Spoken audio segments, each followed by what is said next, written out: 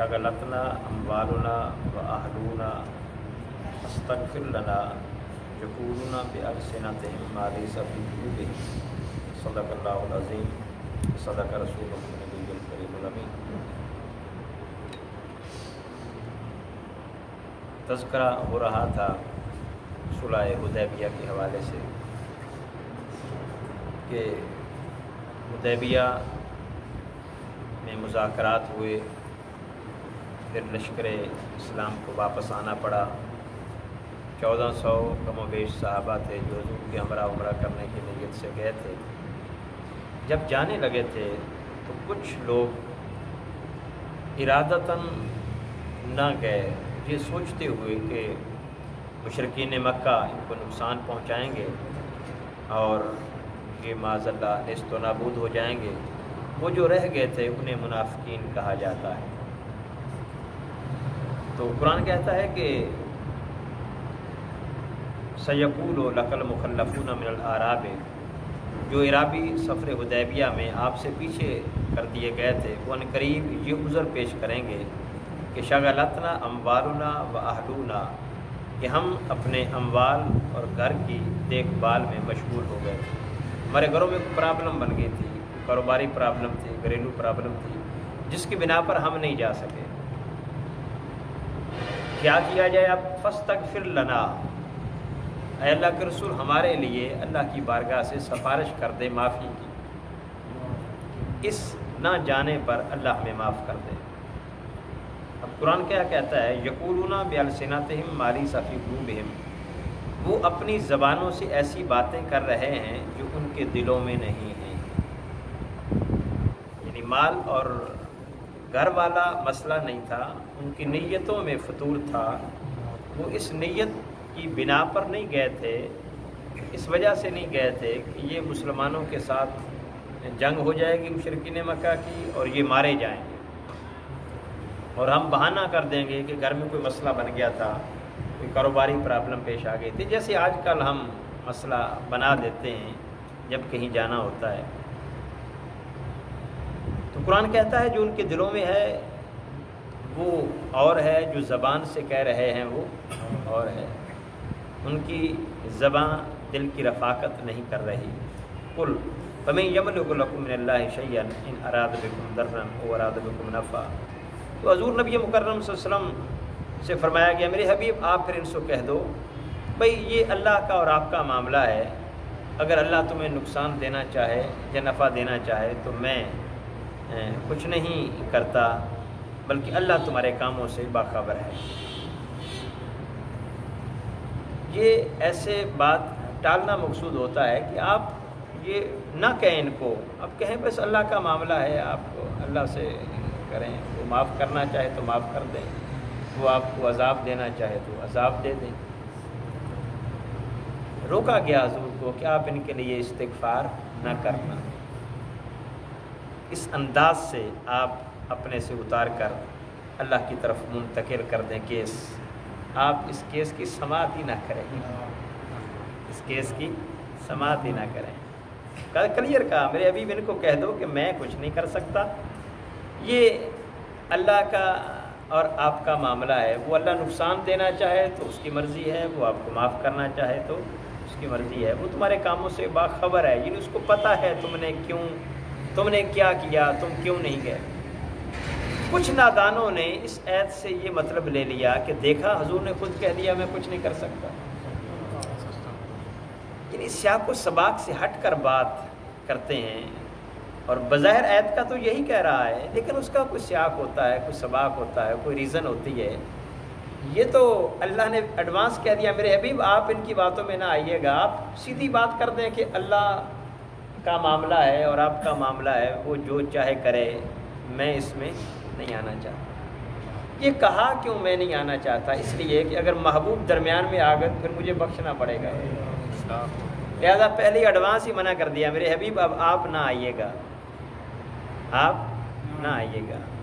अगर आप आ गए फिर तो बख्शना पड़ेगा। हजूर जो कह दें फिर अल्लाह उस बात को मोड़ता बलवन्नहुम इज़्ज़लामु अनफुसहुम जाऊका, बल्कि माफ़ी का तो तरीका ही उसने ये बताया है کہ ان کو بتا دو اگر یہ اپنی جانوں پر ظلم کر بیٹھے تو میرے حبیب جاؤ کا تیرے پاس آ جائیں، فاستغفر اللہ، پھر اللہ سے معافی مانگیں، واستغفر لهم الرسول، اور پھر رسول سفارش کر دے، لوجد اللہ توابا رحیما، پھر مجھے اپنی عزت کی قسم میں تمہاری توبہ بھی قبول کر دوں گا، تجھ پر رحم بھی کر دوں گا۔ سبحان اللہ۔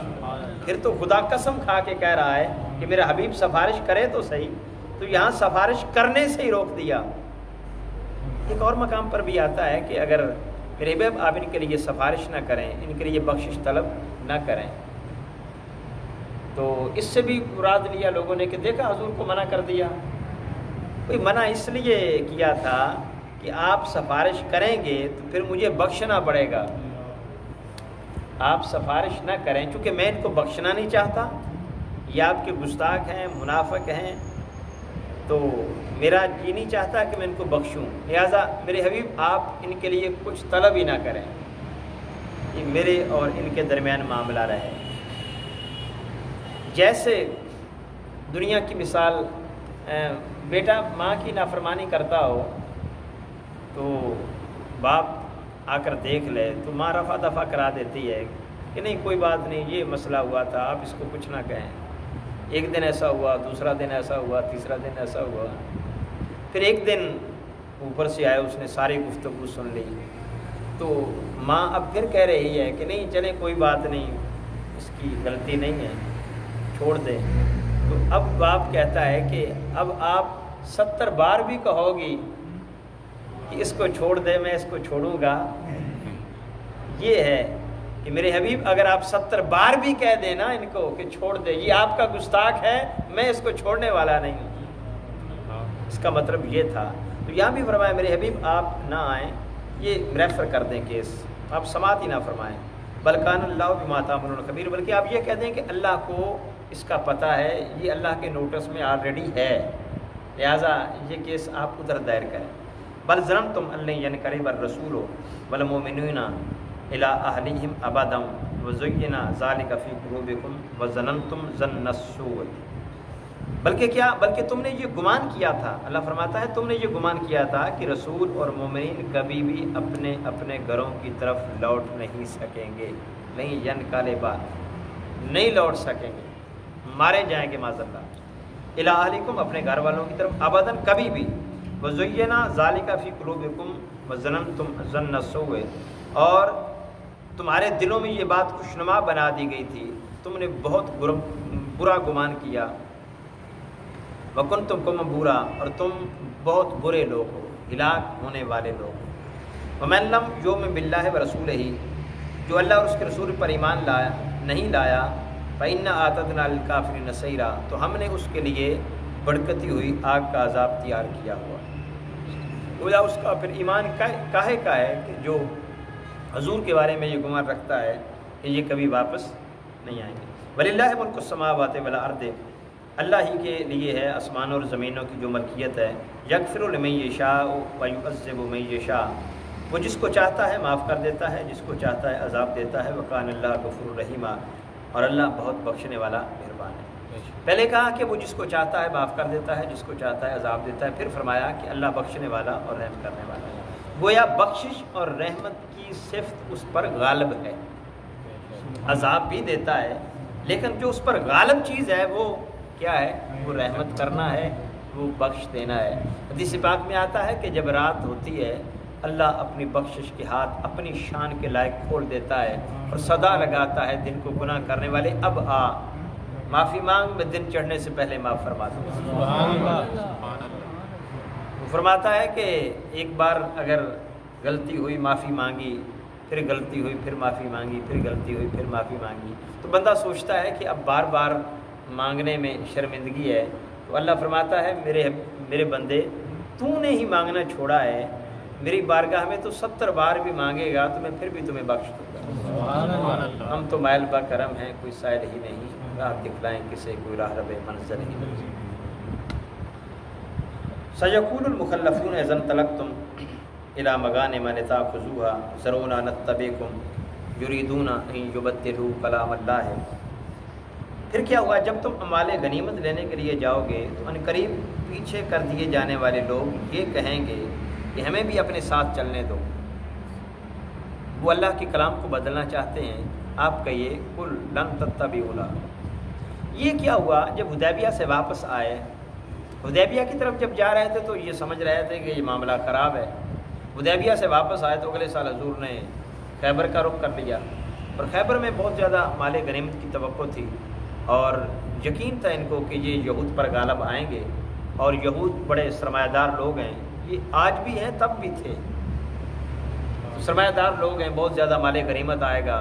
ان کو اندازہ تھا کہ اب یہ جنگ جو ہے نا، مشرکین مکہ تو آئیں گے نہیں، اب معاہدہ ہو چکا ان کے ساتھ، تو یہ بیچارے کیا ان کے ساتھ۔ اب یہ اسرائیل والے بھی امریکہ کی شاہ پر آنکھیں نکالتے ہیں، جب امریکہ سے معاہدہ ہو جائے کہ آپ نے ان سے نہیں کرنا حکمت عملی، تو پھر اسرائیل نے کیا کرنا ہے؟ تب آقا علیہ الصلوۃ والسلام کی حکمت عملی دیکھیے کہ آپ نے مشرکین مکہ سے معاہدہ کر لیا تھا، اور پھر کہا کہ اب خیبر والوں اور یہودیوں کی خبر لیتے ہیں۔ اب مشرکین مکہ جن کے سب سے بڑے اتحادی تھے، ان پر تو بین ہو چکا تھا کہ وہ ان کی مدد نہیں کریں گے۔ یہ تھی اصل بات جس کی وجہ سے آقا کہہ رہے تھے کہ یہ معاہدہ ہمارے حق میں ہے، لوگوں کی سمجھ میں نہیں آتا تھا۔ جنگ تو یہودیوں کے ساتھ بھی تھی، یہ بھی دشمن تھے، وہ بھی دشمن تھے، ایک سے معاہدہ ہو گیا اس کو تو ایک سائڈ پہ کر دیا، اب دوسرے سے دیکھتے ہیں، ان سے تو معاہدہ نہیں ہوا نا۔ پھر آقا علیہ الصلوۃ والسلام نے یہی کیا، خیبر والوں پر چڑھائی کی، خیبر کو فتح کر لیا۔ مشرکین یہ جو منافقین تھے ان کو تھا کہ اب یہاں بھی ہمیں ساتھ لے جائیں، یہ کہہ رہے ہیں کہ حضور اب ہمیں بھی ساتھ لے جائیں۔ قل میرے حبیب ان کو کہہ دو لن تتبعونا، آپ ہمارے ساتھ نہیں جا سکتے۔ کذالکم قال اللہ من قبل، اللہ نے اس طرح پہلے فرما دیا ہے، پھر عنقریب وہ کہیں گے کہ تم ہم سے حسد کرتے ہو۔ فرمایا قال بل کانوا لا یفقہون الا قلیلا، بلکہ وہ لوگ بہت کم سمجھتے، حسد نہیں ہے، وہ سمجھتے کم ہیں۔ قل للمخلفین من الاعراب ستدعون الی قوم اولی باس شدید تقاتلونہم او یسلمون، ہاں ایسا کرتے ہیں، ان عرابیوں سے کہو کہ عنقریب ہم ایک بہت بڑی جنگ لڑنے جا رہے ہیں۔ یہ غزوہ تبوک کی طرف اشارہ ہے یا جنگ یمامہ کی طرف اشارہ ہے، وہ عیسائیوں کے ساتھ جو جنگیں ہونی تھی یہ ان کی طرف اشارہ ہے کہ ہم عنقریب بڑی جنگ لڑنے جا رہے ہیں، تب آپ کو ساتھ لے جائیں گے، آج نہیں، تب آپ کو ساتھ لے جائیں گے۔ تو قاتلونہم او یسلمون، تم ان سے قتال کرتے رہو گے حتیٰ کہ وہ مسلمان ہو جائیں گے۔